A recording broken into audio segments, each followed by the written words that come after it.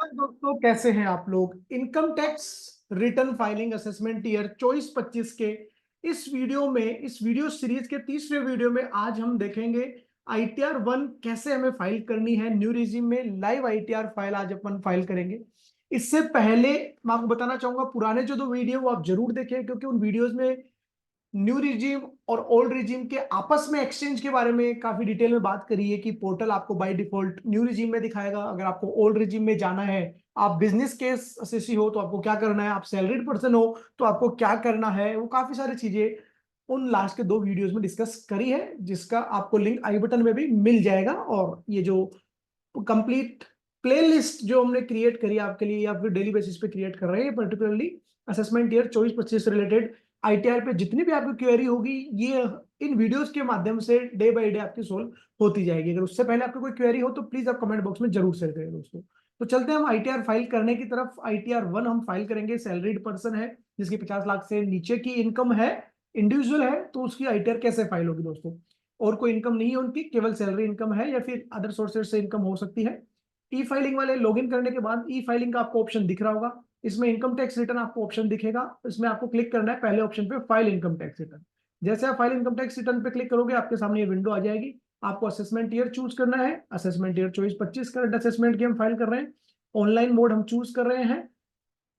Continue वाले option पे जा रहे हैं। पहले हमने ट्राई की थी फाइल करने की, इसलिए आ रहा है। रिज्यूम फाइलिंग वाले ऑप्शन पे भी आप जा सकते हो अगर आपने पहले ट्राई कर रखी है। अदरवाइज आप स्टार्ट फ्रेश फाइलिंग पे क्लिक कर सकते हैं, स्टार्ट न्यू फाइलिंग। ये करने के बाद आपको आपका स्टेटस सेलेक्ट करना है। जैसे कि मैंने आपको बताया इंडिविजुअल है तो हम इंडिविजुअल सेलेक्ट करेंगे। अगर आप कोई और है, एचयूएफ नहीं है या अदर्स हैं, तो अदर्स में आप जो भी कंपनी है, पार्टनरशिप हम आपको वो सेलेक्ट करना है। बट हम इंडिविजुअल स्टेटस है तो इंडिविजुअल पे क्लिक करके कंटिन्यू करना है। आईटीआर फॉर्म कौन सा भरना है, आईटीआर 1 हम भरने जा रहे हैं दोस्तों।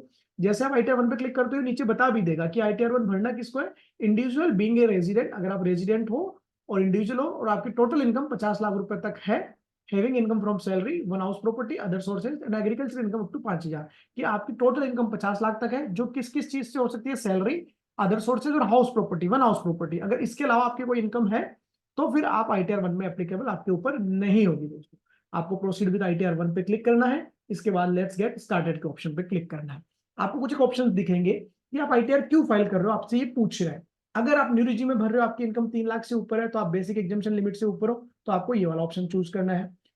नहीं, अगर ये रीजन नहीं है, आपकी इनकम बेसिक एग्जामिशन लिमिट से तो कम है लेकिन कोई और रीजन है, जैसा कि सेक्शन 139 दिया हुआ है, उसका 7th प्रोविजन बोलता है कि अगर आपने साल भर में फाइनेंशियल ईयर 23-24 में 2 लाख से ज्यादा फॉरेन ट्रेवल पे खर्च किया है तो आपको आईटीआर भरना जरूरी है, भले ही आपकी इनकम बेसिक एग्जामिशन लिमिट से कम हो। या फिर आपने इलेक्ट्रिसिटी बिल 1 लाख से ज्यादा का भुगतान किया तो आपको आईटीआर भरनी पड़ेगी, भले ही आपकी इनकम बेसिक एग्जामिशन लिमिट से कम हो। और एक और ऑप्शन दिया है इन्होंने, close 4 of 7 provision to section 139(1). इसमें क्या लिखा है कि आपका पिछले साल का फाइनेंशियल ईयर 23-24 का अगर टर्नओवर 60 लाख से ऊपर है, अगर आप प्रोफेशन में हो 10 लाख से ऊपर है, आपका टीडीएस अगर 25,000 से ऊपर कटा है, अगर इनमें से कोई कंडीशन फुलफिल हो रही है, भले ही आपकी इनकम 3 लाख से कम हो, तो आपको आईटीआर भरनी पड़ेगी। अगर आप इन रीजन की वजह से भर रहे हो तो आपको ये सेलेक्ट करना है। या और कोई रीजन है कि ये रीजन भी नहीं है, बेसिक एग्जामिशन ऊपर भी नहीं है, फिर भी मेरे को तो भरनी है जी, तो मैं अदर्स पे क्लिक कर दूंगा दोस्तों। ये अदर्स पे मैं क्लिक कर दिया और मैं कंटिन्यू कर सकता हूँ। फिलहाल मेरी इनकम बेसिक एग्जामिशन से ऊपर है, इसलिए मैं फर्स्ट ऑप्शन सेलेक्ट कर रहा हूँ और फिर मैं कर दूंगा कंटिन्यू पे क्लिक।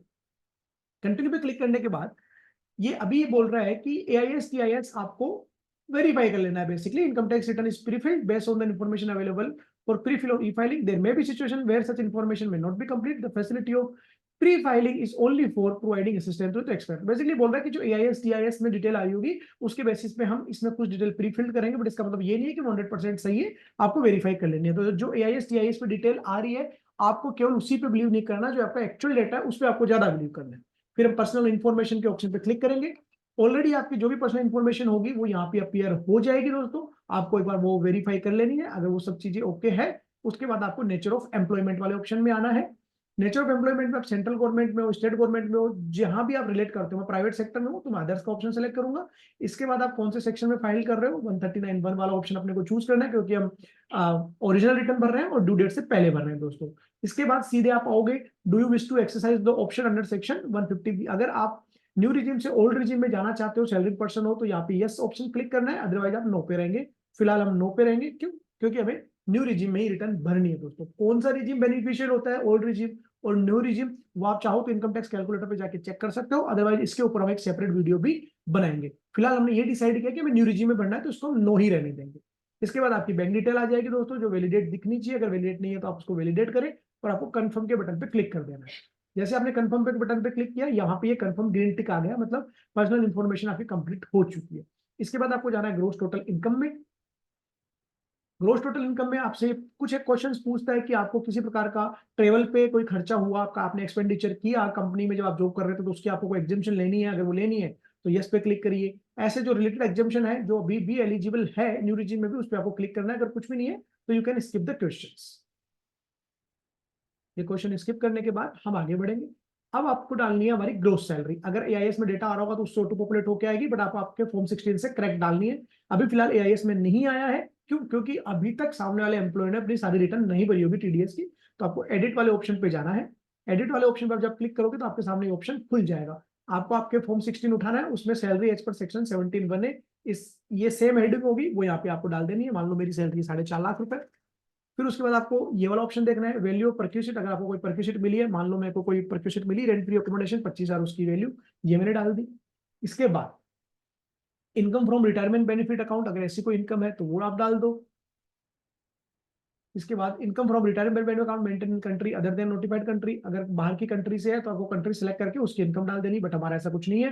फिर आपको देखना है कि आपको कुछ एग्जेम्प्ट अलाउंस मिल रहे होंगे, आपके उसमें होंगे फॉर्म 16 में। अगर ऐसे कोई अलाउंसेस हैं तो वो आप रिलेटेड अलाउंसेस में सेलेक्ट करो, उसका अमाउंट आपको यहाँ पे डाल देना। जैसे अर्न लीव बैलेंस, आप रिटायर हो रहे हो, रिटायरमेंट पे मिल रहा है, तो वो अमाउंट यहाँ पे डाल दो। बट अपने केस में सच कोई एप्लीकेबल नहीं है, तो हम कुछ भी इसमें नहीं डालेंगे। या एनी अदर है तो वो आप सेलेक्ट कर सकते हो, बट यहाँ पे हम ब्लैंक रखेंगे क्योंकि हमारे कोई एसेस अलाउंसेस नहीं है। इसके बाद 50,000 का स्टैंडर्ड डिडक्शन ऑटोमेटिक मिल जाएगा, या आपकी इनकम आ गई under that salary chargeable save, इसको आप करा दोगे सेव दोस्तों।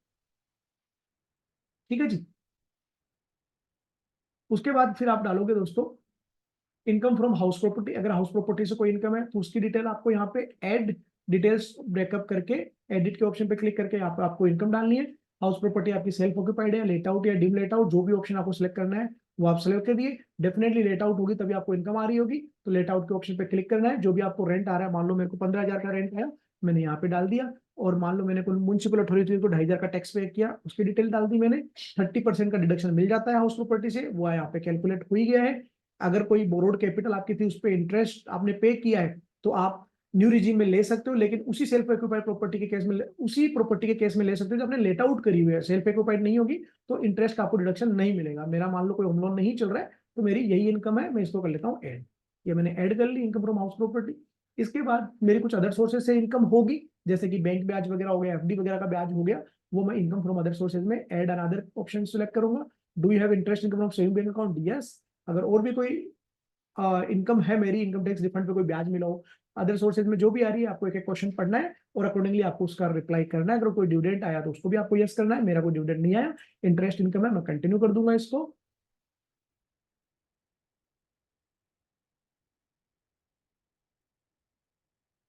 इनकम फ्रॉम अदर सोर्स है, इसको मैं एक बार फिर से क्लिक करता हूँ। ये यस का मैंने सेलेक्ट किया और यहीं पे मैं अमाउंट भी डाल दूंगा कि मान लो मेरी बैंक ब्याज मिला है मुझे 3500, लो जी। अब मान लो अगर आपको आप में से किसी का ड्यूडेंट भी होगा, लो जी ड्यूडेंट पे यस क्लिक कर दो। मान लो 500 रुपये का ड्यूडेंट भी मिला है, तो वो भी हमने डाल दिया जी। इसके बाद हम करेंगे इसको कंटिन्यू।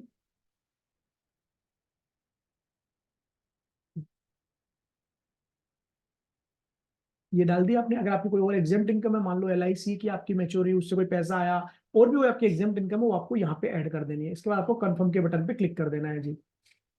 कंफर्म के बटन पे क्लिक कर दिया, ये ग्रीन हो गया, ये ग्रीन हो गया। अब टोटल डिडक्शंस के ऑप्शन पे जाना है। अब आप बोलोगे सर न्यू में डिडक्शन तो कुछ मिलता ही नहीं है। जी कुछ भी नहीं मिलता, केवल और केवल अगर आपके एम्प्लॉयर ने एनपीएस में कंट्रीब्यूशन किया है तो मिलता है। हमारे केस में एम्प्लॉयर ने कोई एनपीएस में कंट्रीब्यूशन नहीं किया, तो मैं कर दूंगा इसको स्किप। हम कोई डिडक्शन क्लेम नहीं कर पाएंगे इसमें।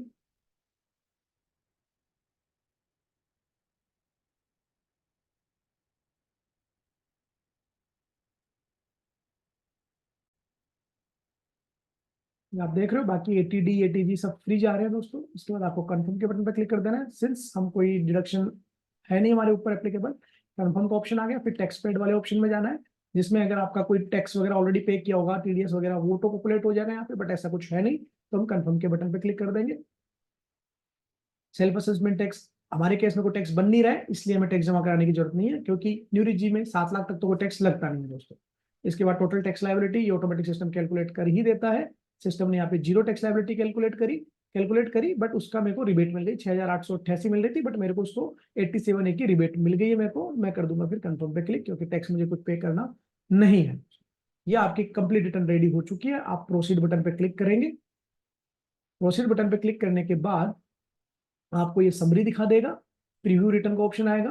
प्रीव्यू रिटर्न में आप आपकी पूरी रिटर्न एक बार चेक कर सकते हैं। प्रोसीड टू प्रीव्यू टिक करके ऊपर नाम के आगे ये आपकी रिटर्न बन गई है।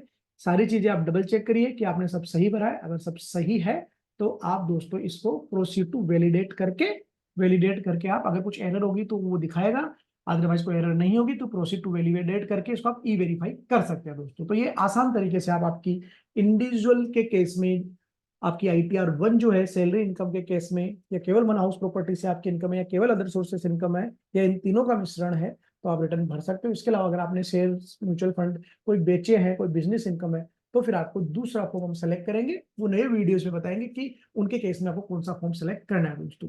अगर आपको वीडियो अच्छा लगा हो तो वीडियो को लाइक करना बिल्कुल भी ना भूलें।